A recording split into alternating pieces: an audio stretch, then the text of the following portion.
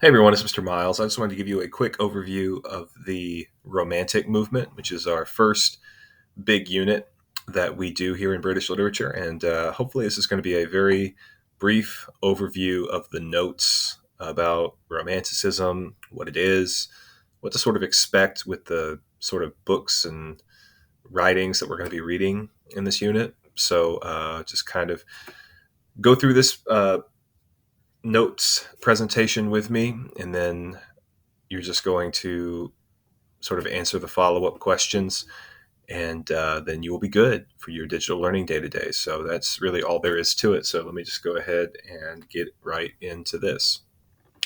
So, a little too fast there. Every time I start this unit, I always kind of start by showing this J.M.W. Turner painting, because I think it's a really good example of what the Romantic movement is about. If you look at this painting, you'll notice immediately there's, obviously a beautiful sunset here in the background, lots of warm colors, and then you can make out the ship over here to the left. And you think it's just a beautiful painting, but if you look in the foreground, you'll notice there's a leg with a chain, and there's a bunch of fish around it. There's a bunch of other hands that are sticking out, and a lot of them have shackles and things like that on it too. And so this painting is titled The Slave Ship. And you might not think that a painting titled that would look so, quite so beautiful. But so what JMW Turner does in this painting, and honestly, most of his other paintings, if you just Google JMW Turner paintings, most of his other paintings have this like mysterious beauty to it. You'll notice there's lots of this contrast. You have the beauty on one side of it, and then you have the horror and the awful, situation of the slaves jumping off the slave ship and drowning themselves because they would rather do that than remain slaves. And so it's just an awful contrast between these two things. So you have on one end the beauty of the sunset and the warm colors, and in the foreground you have the horror of whatever is going on down here. And so there's a lot to unpack with that, but I think it's a really good sort of example of what the Romantics really like to do: express beauty, but express horror and grotesque in one breath, right? And it's all about emotions. It's all about the emotional intensity of things. And obviously, this painting is meant to stir up a whole lot of different emotions, and some of them definitely are in conflict with each other. But the point is to make you feel those emotions. And so, whenever I start getting into the actual, like, what do the Romantics talk about, what do the Romantics care about, and things like that, it's important to just think about emotion and kind of keep going back to that central thing. It's all coming back to, how does it make you feel? And that's really at the core of what the Romantics do. So here's another example, and I put this in contrast with neoclassical art. Neoclassical is the school of art that came before Romanticism. And so you'll see in this painting, it's a guy. There's not a whole lot of movement or intensity or anything to this painting. It's just, here's what it is. It's a guy. There's not a million ways to interpret it. Here in Romanticism, it's more emotional. It's almost more kind of an impression of what's going on, rather than like I have to get every single detail down to like the planks of the ship, right? No, I don't have to. It's just, how does the painting make you feel? Same thing here, right? This painting, very much, let's just try to get it looking realistic. And then this painting, there's just a guy and he looks very sad. But again, the colors are very bright and vivid and beautiful in the background. So where did Romanticism begin?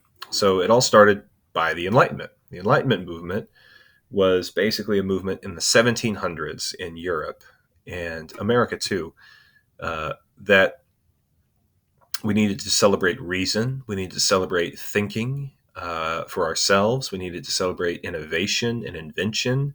We needed to celebrate doing things by the scientific method.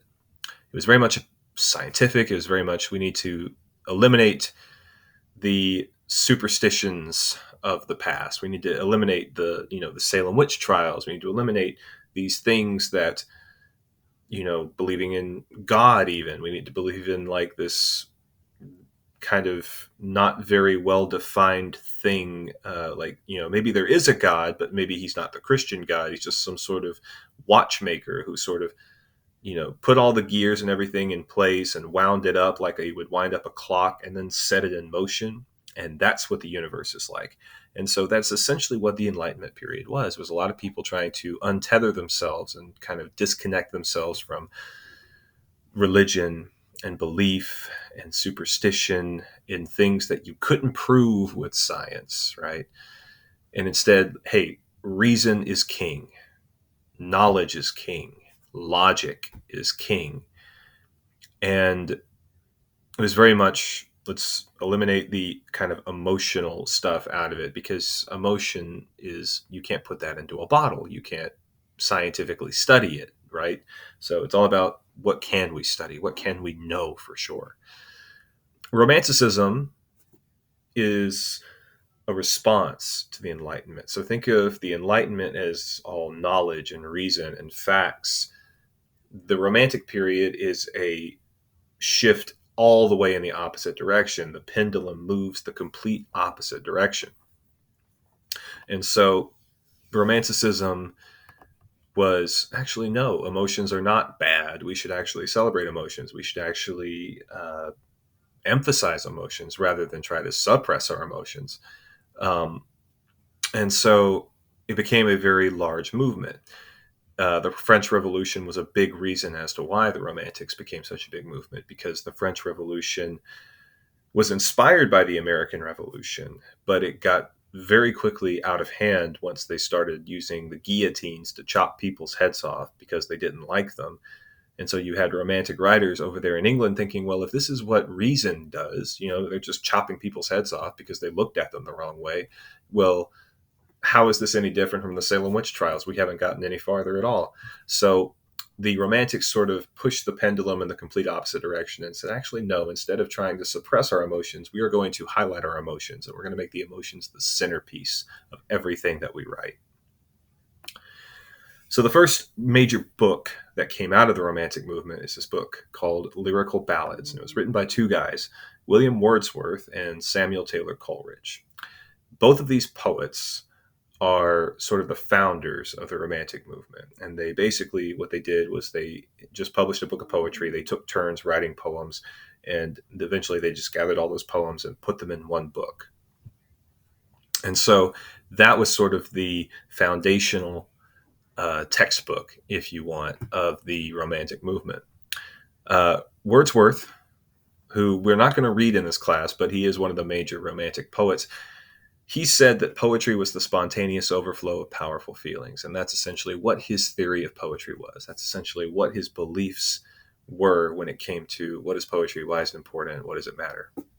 And so Wordsworth made that point. And that's really what the Romantics believed, that it is not something that you can plan. It is not something that you can, sort of like an architect, make a blueprint for. If you want to write a good poem, then all you need to do is just feel something, and feel it strongly, and feel it from the core of your soul, right? And so essentially the Romantics are coming to reject whatever came out of the Enlightenment. So the Enlightenment said that you should understand nature. The Romantics said, no, no, no, you should experience nature, not try to put it into a box or, an ant farm where you can like put a pane of glass there and try to like study it. No, you should just experience it. And they also said, the Enlightenment said that science and reason is what's going to take us into a better world. And the Romantics were like, clearly not. Just look at the French Revolution. Science and reason by themselves cannot make a perfect world. We need emotion. We need spirituality. We need all these things that you guys said we needed to throw out with the trash. And so, like I said, here's, what essentially the Romantics were thinking. Like, this is the ultimate outcome of what reason and rational thinking is? I don't think so. Don't sign me up for that. And nowadays, if you put a romantic writer from the 1800s in a time machine and you popped him out in our world currently, what would he think about the ways that we are trying to understand and master nature rather than just enjoy its beauty and experience its beauty? You've got AI, you've got cloning. That's Dolly the sheep, a sheep that was cloned. You've got genetic uh, editing, which is a thing that will become a bigger and bigger deal as we move into the future. Where you basically can have a designer baby, right? Like I want a baby with blue eyes or whatever. Well, we're getting to a point where you can literally, while the baby is still in the womb, you can edit the genetic code to make it happen. And so, like, obviously, romantics would be horrified by all of these things. The romantics hate the idea that such a thing would be possible. So it's not like it's not relevant to us today, because these romantics were railing against the same sorts of ideas, these same sorts of ways that, well, we need to understand and control and prove our mastery over nature. Well, the romantics would say, no, no, no. We are not master over nature. Nature is master over us, and we need to make sure we understand our place in the universe before we go around trying to meddle with it. So this next word is actually a super important word when it comes to the romantics. It's a word that you may have heard of before. It's called the sublime. So the sublime is what the romantics would describe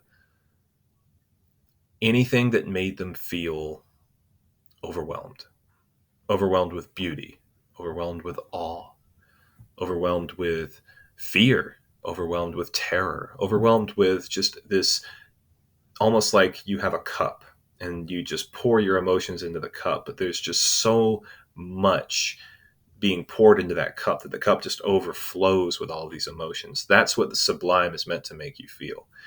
And so, thinking of examples of things that would, cause you to feel that sort of emotional overflow of feelings. Uh, it's nature. All right, you go out into nature and you look at it, just a beautiful landscape, and you just feel your place in the universe is so small and so tiny, and you just feel like the glory of creation is on display. That is what the sublime is.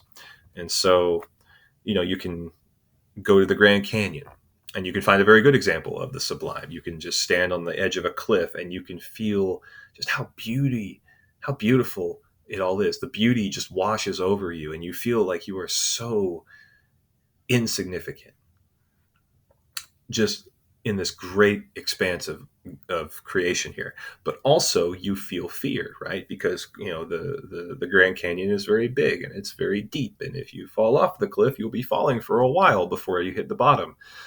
And so the sublime is not just a feeling of beauty, but it can also be a feeling of fear and terror as well. This sort of sense of, wow, this is very huge, right? It's like when you're flying in a plane.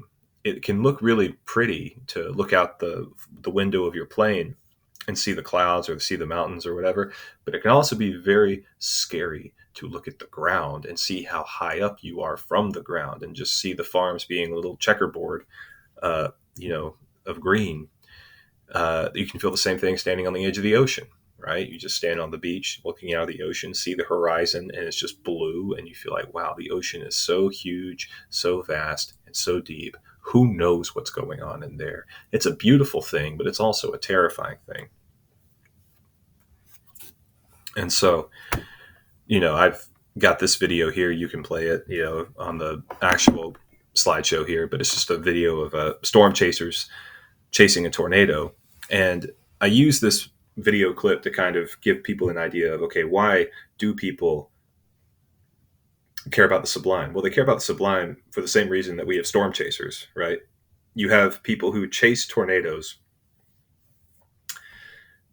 because they're scientists and they want to understand them. But I think there's something that is just primal about, I am chasing this fleeting, momentary thing, this tornado, so I can see it and experience it. Even though, obviously, chasing a tornado is a very dangerous thing. It's dangerous because it can rip you to shreds, but it is beautiful to just see a tornado, especially a big tornado. So that's really what the sublime is. I don't need to play the video here. All right. So, what is Romanticism? First thing we have to kind of make sure we understand is Romanticism is a movement. And when we talk about the people who subscribe to this movement, we call them romantics. That can easily be sort of confused with our modern definition of the word romantic, where we think it's all about love and kisses and finding your soulmate and all this stuff. That's not British romanticism. Now, can you have that in romanticism? Sure. I mean, love is an emotion, but it's not the only emotion. There's plenty of other emotions that you can feel: fear, hate, beauty, just your, everything kind of falls under the bucket here. So, like, there's more to it than just kisses and hugs and everything else. Uh, so, what exactly is it? I think it's easiest to sort of break down romanticism with these. I call them the five eyes, and you'll need to know what they are. So, it's important to kind of use these five eyes as a nice little roadmap for you to understand what romanticism is all about. So, the first one is imagination. It's all about creativity. Just because it can't happen doesn't mean that it would not be a good story or a good poem, right? The Enlightenment would be all about, well, no, we should only write about things that are true. So therefore, we shouldn't write any fiction. We shouldn't write anything that couldn't possibly be true. But then you have the romantics coming in and be like, no, no, no, no, no. We want to write stories about vampires, all right? And then that's where you get Dracula. We want to write stories about a person who digs up a bunch of dead people and stitches them together and zaps them with lightning and creates a monster, right? That's Frankenstein. Like, yeah, it could never happen. It's not possible, but doesn't mean it doesn't make it for a really good story, right? And that's what the romantics cared about. So, creativity.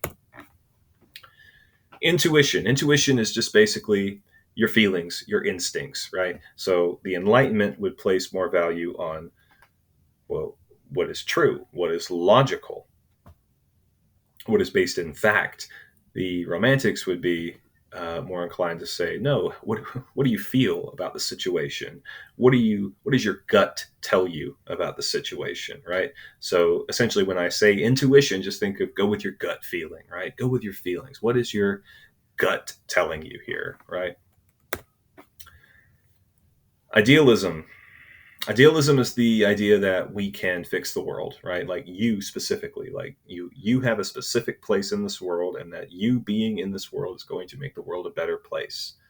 So, you're not some accident, you're not some, just random collection of atoms just gathered together. Like you have a purpose, you have a soul, and you have a reason for existing, and you can make the world a better place.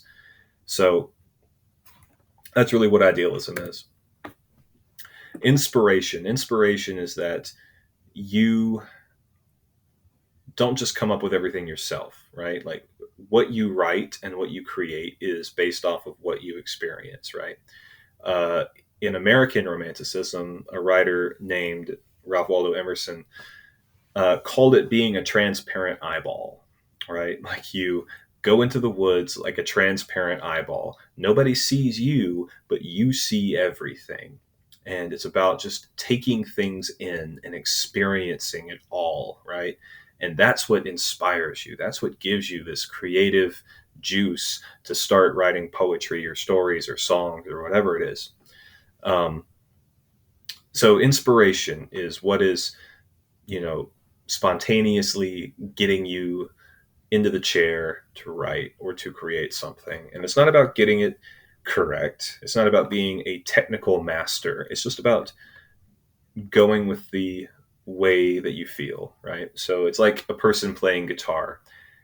And you have, on one hand, the Enlightenment idea of a guitar player would be someone who gets all the perfect notes, and their finger positions are totally perfect, and their fret work is totally good.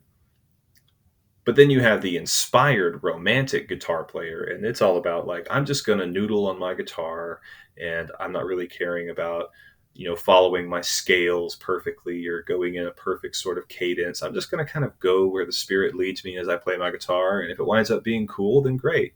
Right. And then the last of the five I's is individuality, which is basically not being like everyone else, right? So just because everybody else is doing something doesn't mean that I need to be doing it too. Nonconformity. Just because everybody else is wearing polo shirts doesn't mean that I need to wear a polo shirt. Just because everybody else has a mohawk doesn't mean that I need to get a mohawk, right? It's about being who you are, being who you were created to be, and living in that, and breathing in that, and loving that, right? Because there is a place for you, and there is a reason for you being exactly who you are, and nobody can do exactly what you can do. And so the Romantics were real big on individuality as well. Um, this is just some other little minor trivia here about it. So Romanticism was not just a literary movement; it was across painting, music. It was a broad artistic movement.